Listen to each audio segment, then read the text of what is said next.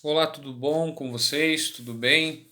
Aqui é o professor Raul Fernando dos Santos, eu sou professor efetivo da Rede Municipal de Ensino de Ilhota e sou lotado na Escola Domingos José Machado, popular Ilhotinha, né? A nossa coordenadora pedagógica, a coordenadora Luciana Mansoto, pediu que eu fizesse uma reflexão em torno do material que a gente usa, né, do Aprova Brasil, da editora Moderna, apresentando aqui as percepções que a gente tem do material que a gente utiliza em sala de aula, né?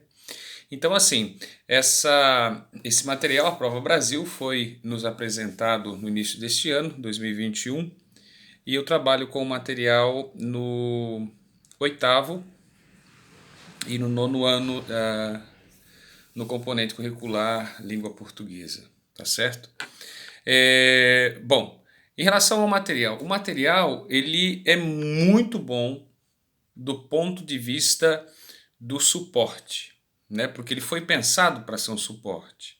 Então, por exemplo, no que se refere ao oitavo ano, né? No segmento do oitavo ano, o material ele traz desde os mais diversos gêneros textuais, né, conforme a, a organização elencada aqui dos diversos gêneros textuais. É, Cada gênero textual tá pensado no sentido de trabalhar as múltiplas habilidades, né? Trabalhar os variados sentidos dentro dos gêneros textuais, isso é um detalhe interessante, né? Então, assim, se trata de um texto, de um material de suporte, né? A diversidade de gêneros que a apostila traz é um ponto bacana, porque ele possibilita que o aluno, muitas vezes, principalmente na nossa realidade aqui, ele possa ter contato com as diferentes tipologias textuais, né? E os diferentes gêneros textuais, de forma que o nosso aluno ele tem acesso à reportagem, ele tem acesso aos HQs, né, as histórias em quadrinho, por meio de gibis, de revistas, e algumas biografias no que se refere a jogadores de futebol, atletas, etc. São as personalidades que atraem a atenção dos alunos. Então, assim, em termos de gêneros textuais, eles têm pouco acesso, né? A escola é que oferece a eles essa possibilidade do acesso. E como a apostila ela traz vários gêneros textuais, é a oportunidade que a gente tem de trabalhar com ele as tipologias. Então, uma coisa bacana da apostila é essa diversidade de gêneros, para que os alunos entendam as finalidades de escrita de cada tipologia textual, né? Então, assim, digamos assim, é um material pronto que está, que a apostila nos apresenta, né? Diferente do livro didático. O livro didático, de forma geral, eles trabalham os gêneros textuais de forma bem segmentada, né? E aqui na apostila a gente vê os gêneros textuais dialogando um com o outro. Tanto que, se analisarmos a forma como eles são dispostos na apostila, existe um processo de acúmulo, de sequência das informações. Por exemplo, quando a gente trabalha ali no oitavo ano os elementos da narrativa, né, existe um acúmulo no sentido de progressão do conhecimento, né? Ou seja, parte-se daquilo que é dado bruto e a partir do dado bruto, do objetivo, vai se construindo o subjetivo. Isso é legal na apostila, né? Isso é uma coisa que me chamou a atenção. Então, assim, você não trata tudo de uma vez só.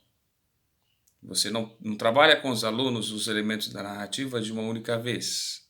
Mas, conforme os gêneros dentro da estrutura narrativa que vão sendo apresentados, você consegue fazer essa evolução perceber essa evolução com eles, né?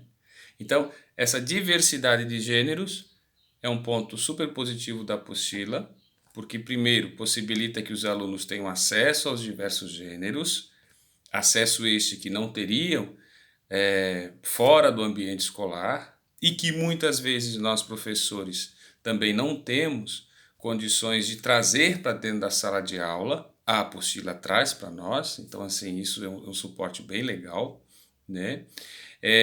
A compreensão do que seja esses gêneros textuais, né? Então, essa diversidade dos gêneros é bacana a gente destacar. Em segundo lugar, esse concatenamento entre os gêneros textuais que a apostila apresenta. Trata-se aí de uma evolução, de uma construção do conceito de gênero e de estruturas de narrativa dentro dos gêneros apresentados, né? Existe uma evolução conceitual dentro dos gêneros, é isso que eu quero dizer, tá certo? Um outro dado interessante que a estrutura da apostila traz para a gente lá embaixo sempre nós temos os descritores. Por quê? Porque muitas vezes nós professores ainda estamos nos familiarizando com os descritores. Isso é uma coisa que ainda não está internalizada, pelo menos falo por minha pessoa. À medida que a gente vai trabalhando, isso vai sendo o chão de fábrica da gente, a gente vai relacionando os descritores com as tipologias textuais ou as habilidades que estão sendo trabalhadas dentro das tipologias textuais.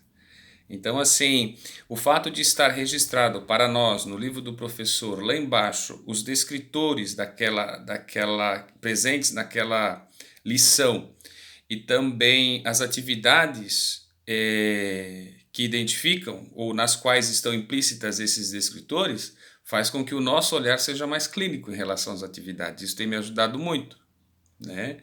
Então, quer dizer, você realiza determinada atividade e lá embaixo já está destacado, já está claro para o professor que descritor está implícito nessa atividade. Automaticamente, a forma como a gente olha para a atividade é diferente, né? Porque você passa a olhar a atividade não como um objetivo de conteúdo em si, mas com o objetivo de trabalhar a habilidade na atividade. Percebe? Muda a compreensão, né? É um exercício que eu tenho feito, acredito que para nós professores é um exercício necessário, né? Que seja feito. Essa de olhar para a atividade não como o cumprimento de um quesito gramatical, sintático, semântico, enfim, mas olhar para a atividade como a construção de uma competência que gera uma habilidade, né? Então o descritor possibilita isso, isso é bacana, tem ajudado bastante. Então, esta abordagem, este release, este feedback, nessa releitura, digamos assim, ou esta rememória que está no final da página, no final das atividades aqui embaixo, né? São de suma importância. Para mim é super importante isso porque me ajuda a fazer o link entre o que a atividade está. Isso é interessante porque assim, ó, de tal forma que olhando determinada atividade você já começa a supor as habilidades que estão sendo trabalhadas ali, né? Uma vez que nós devemos trabalhar, o nosso intento é trabalhar a partir da nova BNCC, né? Trabalharmos as competências e habilidades que os conteúdos constroem, né? Ou seja, trabalhar o conteúdo com uma finalidade e não o conteúdo pelo conteúdo em si. Essa é a grande reflexão que a BNCC nos propõe, né? Principalmente para nós professores da área da linguagem. E falando em língua portuguesa, um outro aspecto interessante aqui do livro é o seguinte: sempre antes de analisarmos, de iniciarmos uma lição, é importante prepararmos a lição. Por quê? Porque os exercícios, as atividades fundamentadas nos textos, elas abordam atividades gramaticais, sim, né? Sem nominá-las com o sintagma gramatical. Ou seja, não existe o conceito, adjetivo, substantivo, verbo, enfim, não existe o conceito. Mas existe a habilidade trabalhada do conceito, né? Então, o que isso quer dizer? Que o livro ele vai trabalhar o componente gramatical dentro da estrutura do gênero, né? Quer dizer, a estrutura gramatical vai contribuir para a compreensão do gênero. A estrutura gramatical, a análise, a sintaxe, enfim, ela vai contribuir para a compreensão do texto, para desenvolver no aluno a habilidade necessária para ele fazer as inferências no texto. Então, isso quer dizer que, antes de entrar na lição, a apostila, pela forma como ela está pensada, ela exige que o professor prepare-se, né? Ou se prepare para trabalhá-la, né?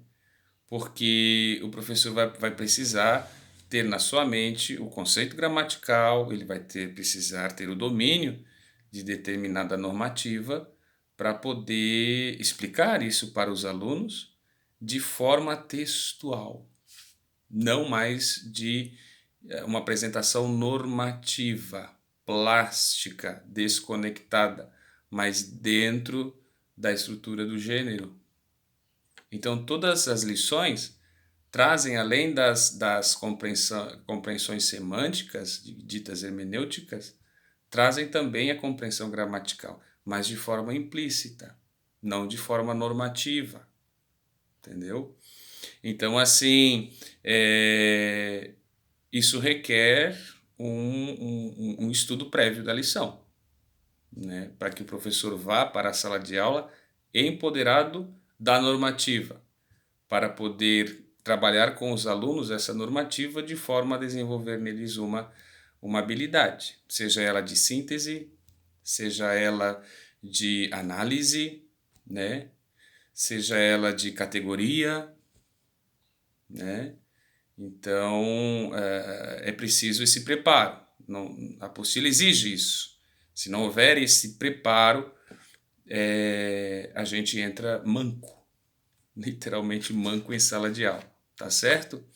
Então, assim, não quero me alongar muito, mas assim, a apostila ela veio contribuir de forma que ela é um complemento. Inclusive, na introdução, isso aparece de forma repetitiva, né? A apostila, a Prova Brasil, é um complemento. Ela não é o livro didático, né? Ela não é o livro didático. De forma que eu, por exemplo, trabalho isso assim. Aqueles conceitos gramaticais, aquelas habilidades gramaticais, habilidades linguístico-discursivas, né, que a gente chama, que o aluno não domina, nós precisamos trabalhá-la além do que a apostila nos propõe, nós precisamos trabalhá-la de forma separada. Entendeu?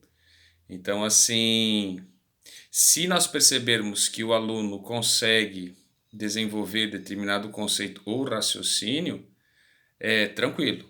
Mas se nós percebermos que o aluno não consegue, é preciso buscar o livro didático mais uma vez, é preciso buscar estabelecer estratégias de exercícios, atividades, inferências, enfim, outros caminhos para que o aluno possa aprofundar aquela habilidade linguístico-discursiva, né? Porque a apostila em si não tem esse objetivo. O objetivo da apostila é justamente, ela já vem com uma ideia de que o aluno domine. E ela apresenta para o aluno o que ele deve saber, né? Naquele segmento, seja o oitavo, seja o nono ano. Então, se nós, professores, percebermos que ele não domina, compete a nós o quê? Buscarmos estratégias diferenciadas, atividades diferenciadas para que ele se aproprie daquela habilidade discursiva, né? Então, assim, é interessante isso. A apostila não aprofunda. Ela nos apresenta aquilo que aquilo que é necessário naquele segmento. Se nós, professores, percebermos que há uma deficiência nesse sentido, então cabe a nós buscarmos estratégias no nosso livro didático, matérias fotocopiadas, jogos, interações, enfim, as mais diversas estratégias para que se alcance esse objetivo.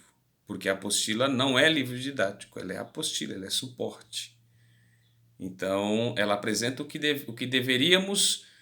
o aluno já deveria saber, né? E se ele não sabe, então cabe a gente buscar meios para fazê-lo acontecer. Tá bom, gente? Então, coordenadora Luciana, eu acho que é isso, assim, a minha contribuição é nesse sentido, apresentar um pouquinho, uma reflexão, né, sobre a nossa apostila, a impressão que eu tenho dela. É um material muito bom, o layout da apostila, ele é um layout fácil, de fácil manejo, de fácil compreensão. Os aportes que vêm para nós professores na nossa apostila, ela nos ajuda muito, como eu falei, em relação aos descritores, em relação às orientações do trabalho, do fazer pedagógico em sala, né? Então, assim, é um material, sem dúvida alguma, de qualidade e que tem ajudado muito.